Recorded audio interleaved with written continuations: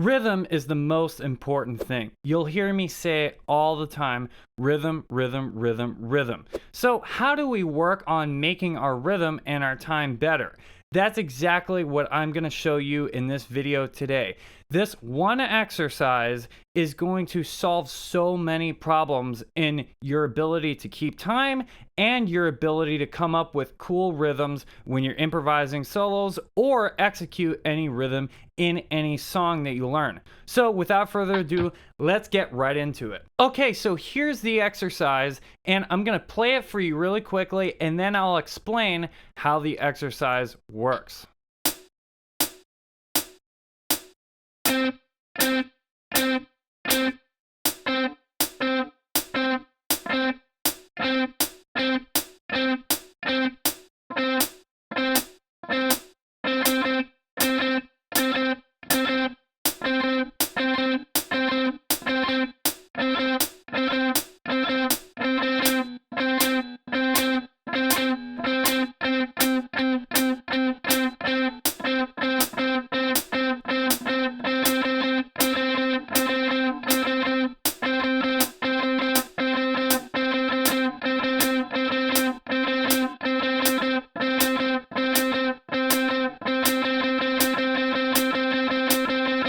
Okay, so let's go over how this exercise is actually working and what it's designed to do. So essentially what we're doing is we are going through every single possible combination of 16th notes that we can create within the span of one beat of music. And we're repeating each of them 4 times before moving on.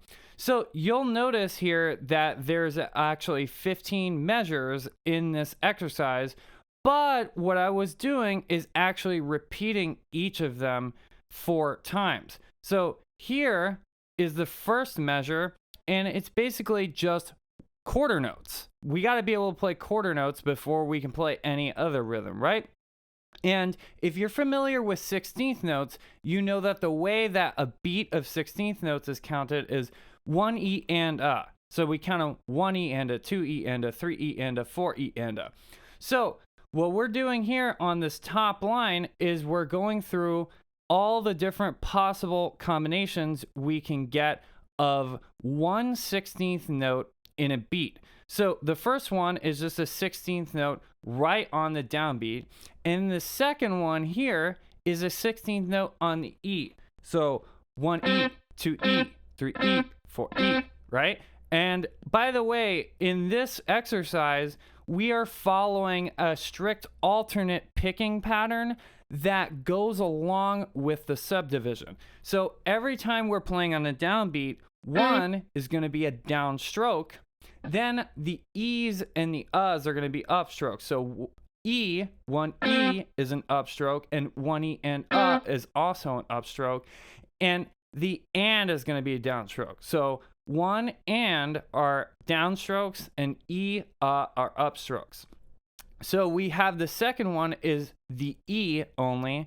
And then the third one is going to be the and. So 1 and, 2 and, 3 and, 4 and. And then the last possible combination of just 1/16th note in a beat is going to be the only. So 1 E and 2 E and that kind of thing. And this exercise, by the way, is an adaptation of a drum exercise that I got from one of my good friends named Michael D'Angelo. You all should go out and check out his channel. Even though you might not be a drummer, there's so many cool things that we can learn from the things that drummers do in order to get their time and their rhythm better. They focus on rhythm just like guitarists focus on music theory and all this kind of stuff. You need to be able to do both. You need to understand the way that notes work and the way that rhythms work just the same, in my opinion. So let's move on. Now we go through all the different 2-note combinations. So the first one is with a down and then an upstroke. So it's going to be 1 E. So 1 E and a, 2 E and a, 3 E and a, 4 E and a. So we do that one 4 times. Then the next one after this is going to be 1 E and. So 1 E and, 2 E and, 3 E and, 4 E and. And then finally, we basically keep moving those two notes over by a 16th note every time. And you see here that when we do this E and, we have a up and then a down. So again, the E's and the U's are always going to be upstrokes, and the ones and the ands are going to be downstrokes. So then we finally have the and the So 1 E and a, 2 E and a, 3 E and a, 4 E and a. And then the next one is going to be 1 E and a. So 1 E and a, 2 E and a, 3 E and a, 4 E and a. And then we have this one is just 2 eighth notes, regular eighth notes. 1 and 2 and 3 and 4 and. And then finally, kind of the opposite of eighth notes, they could be called anti-eighth notes, is just the E's and the U's. And I will say, this is probably one of the trickiest rhythms that you could ever practice, especially once you get comfortable. I'm actually playing this at 80 beats per minute, but once you get comfortable and you do this faster and faster and faster, which will get your time even better and better, this specific rhythm right here, just the E's and the U's, is going to be kind of a pain to get used to at first, but once you do get used to it, you'll be really happy you did, and your time's going to get a lot better. So 1 E and a, 2 E and a, 3 E and a, 4 E and a. Pretty tricky, right? So that actually covers all of the combinations of 2 notes that we could have in one beat of 16th. So there's 1, 2, 3, 4, 5, 6 different combinations of that. Then we can have our 3-note combinations. So we're going to have 1 E and, 2 E and, 3 E and, 4 E and, 1 E and, 2 E and, 3 E and, 4 E and, 1 E and, 2 E and, 3 E and, 4 E and, 1 E and, 2 E and, 3 E and, 4 E and. So pretty straightforward. It's just down, up, down, down, up, down, down, up, down. Then we shift that whole entire thing over a 16th note. So 1 E and a is what we're going to be playing. So 1 E and a, 2 E and a, 3 E and a, 4 E and a. Then we have, this is a very common rhythm in like a lot of metal music. It's very commonly referred to as the gallop rhythm, I believe. And it's also, if you swung this, it would be kind of like the jazz ride cymbal pattern. So we have 1 and then and a. So it's going to be down, down, up. So 1 E and a, 2 E and a, 3 E and a, 4 E and a. And then finally, the last combination of 3 notes that we could have is 1 E, then we skip the and then we play up. So down, up, down, up, down. So this one's going to sound like this. 1 E and a, 2 E and a, 3 E and a, 4 E and a. And then that covers all of our combinations of 3 16th notes that we can make in one beat. And then our last one is 4 notes. And there's only one combination of that, right? It's all 4 of them. 1 E and a, 2 E and a, 3 E and a, 4 E and a, 1 E and a, 2 E and a, 3 E and a, 4 E and a. So that's pretty much the essence of the exercise. And like I said, this is so valuable because you are covering every single possible basic rhythm you can get in these 16th notes. And actually, all of these rhythms, without getting too far away from the central topic of this video, they can all be expanded to quarter note versions, half note versions. All of these rhythms are basically scalable to other subdivisions, not just 16th notes. So let's say now you go through this whole entire exercise and you feel super duper comfortable. Now what? Well, just from doing this exercise and being able to go straight through like that, your time is already going to be a lot better. Your rhythm's going to be a lot better. And your alternate picking is probably going to be a lot better too, because this is kind of, it's a secondary intention of it, but there is an alternate picking exercise with this if you are sticking strictly to the picking pattern. Now, what you should do is go through each of those rhythms individually if you can't do them all the way through, which when I first started, I certainly could not do the whole entire thing all the way through right from the get-go. I had to practice certain rhythms over and over and over until I got them, and then kind of reintegrate them into playing the whole thing from beginning to end. But then once you get to that point, one thing I think is really, really good to do is start getting used to improvising with some of these rhythms. So you just put on your metronome and you're going to pick one of the rhythm combinations. So let's pick one of the 2-note combinations. So I'm going to actually pick this one here, the second one of the 2-note combinations. So one E and. So instead of just playing one note only, I'm going to start changing some of the notes around and see what kind of stuff I can come up with. And you could literally just play random notes, or what I'd recommend doing is picking a key. So I'm going to pick the key of C major for right now. I'm going to try to stick to that key and see what happens with this one E and rhythm.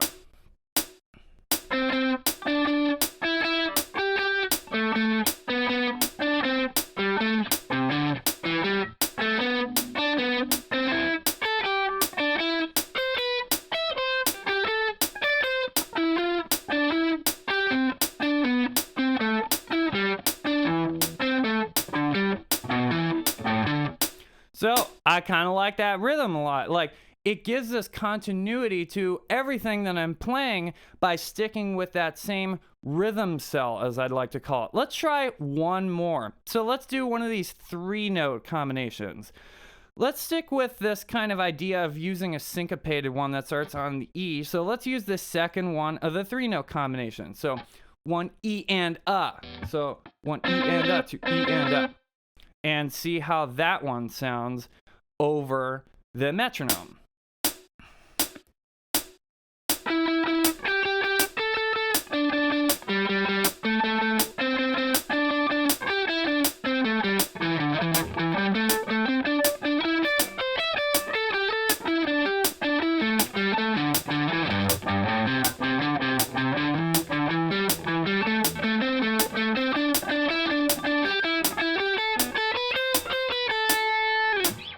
So that really sounded cool to me too. And it's amazing when you start getting these things under your fingers, what's going to end up happening is that you're going to just basically develop a much wider vocabulary of rhythms that you can play in your solos and in your rhythm guitar playing too. That's one thing really quick. Let's do that last thing. So now I'm just going to actually pick a chord, just a cool chord that I like, and see what that sounds like using one of these rhythms. Let's try a different 2-note combination now. Let's use the third one. So one E and A, 2 E and A, 3 E and A, and see how that one sounds. I'm gonna play this chord here. It's actually an A major with an add 9. Very nice chord.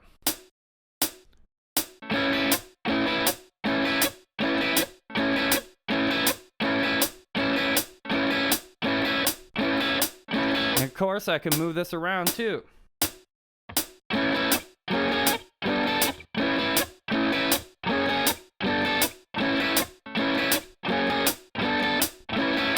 So as you can see, this can be a really, really cool way also to come up with riffs and just different ideas for you to play in your guitar music and your solos, your songs, everything. You can do so much with just this exercise as long as you're creative. But first, you got to get comfortable with it just on one note.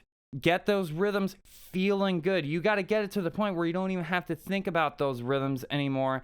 And then start to mess around with changing notes, using different chords, using different material that you're familiar with, different keys, different scales, and go to town improvising using those rhythms. And I guarantee you, you're going to see massive progress in your ability to just sound good, like literally playing anything. And the thing about improvising like that is that's really the way, no matter what concept it is, whether it's this rhythm exercise or literally anything else you learn, if you don't use it in actual music and be creative with it, you're probably going to forget about it. And it's just going to seem like some weird exercise that has nothing to do with any of the music that you play. But if you learn a new concept, like a new exercise or anything, and you improvise with it as much as possible and try to be creative, modify it, that's how it's going to start to naturally come out in your playing and just make you actually sound better all the time, no matter what you're doing. So if you enjoyed this video, make sure you subscribe to the channel, give it a thumbs up, and if you want to learn more free things about guitar and pick up some free And if you want to learn more about the guitar and pick up some free PDF ebooks, then make sure you go to jamsville.com right now. Until next time, listen, learn, and jam.